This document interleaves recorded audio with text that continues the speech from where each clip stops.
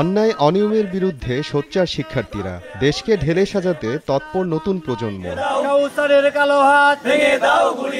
অন্যায়ভাবে সরকারি ওষুধপত্র বিক্রি, খামারিদের কাছে উৎকোচ আদায় সহ বিভিন্ন অভিযোগ চাঁপাইনবাবগঞ্জের গোমস্তাপুরের প্রাণী সম্পদ কর্মকর্তা কাউসার আলীর বিরুদ্ধে। তার পদত্যাগের দাবিতে বুধবার বিক্ষোভ ও অবস্থান কর্মসূচি পালন করেন শিক্ষার্থীরা। বিভিন্ন ধরনের অনিয়ম আর অভিযোগ এসবের ভিত্তিতে আমরা আসছিলাম অভিযান করতে।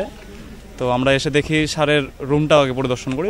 রুমে পরিদর্শন করে আমরা ডেট এক্সপায়ার মাল দেখতে পাই, তারপরে ওনার 4-5টা ফ্রিজ দেখতে পাই এবং ফ্রিজের মধ্যে অনেকগুলো মাংস দেখতে পাই।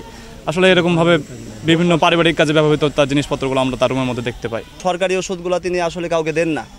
এটা বাইরে বিভিন্ন যারা এলাকার কিছু ছেলেপেলে আছে, আমাদের এলাকার বিশু ভাই আছে, প্লাস আদার্স অন্যান্য যারা এখানকার ডাক্তার না, তাদেরকে দিয়ে উনি বাইরে ওষুধগুলো বিক্রি করেন।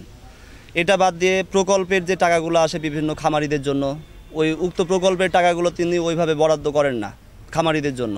তারপরে রেজিস্ট্রেশন ফি আমাদের যেটা দেওয়া হয়েছিল 2500 টাকা, তিনি আমাদের কাছে এটা আরও অতিরিক্তভাবে দাবি করছিল 5000, কারো কাছে 10,000, বিভিন্ন জনের কাছ থেকে বিভিন্ন 25,000 টাকা পর্যন্ত এই যে খামার রেজিস্ট্রেশন ফি এর টাকা এটা দাবি করতেন তিনি।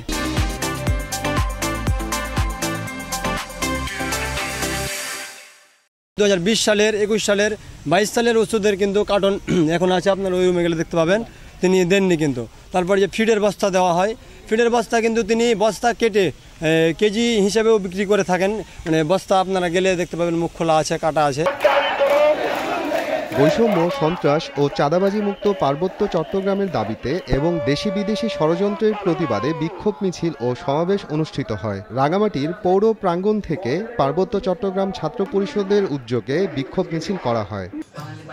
দিনাজপুরের হিলিতে বাংলা হিলি পাইলট স্কুলের প্রধান শিক্ষকের পদত্যাগের দাবিতে হাকিমপুর প্রেস ক্লাবে সংবাদ সম্মেলন করেন প্রতিষ্ঠানটির শিক্ষার্থীরা। প্রধান শিক্ষক গোলাম মোস্তফার বিরুদ্ধে শিক্ষা প্রতিষ্ঠানের অর্থ আত্মসাৎ সহ নানা অনিয়ম ও দুর্নীতির অভিযোগ তাদের।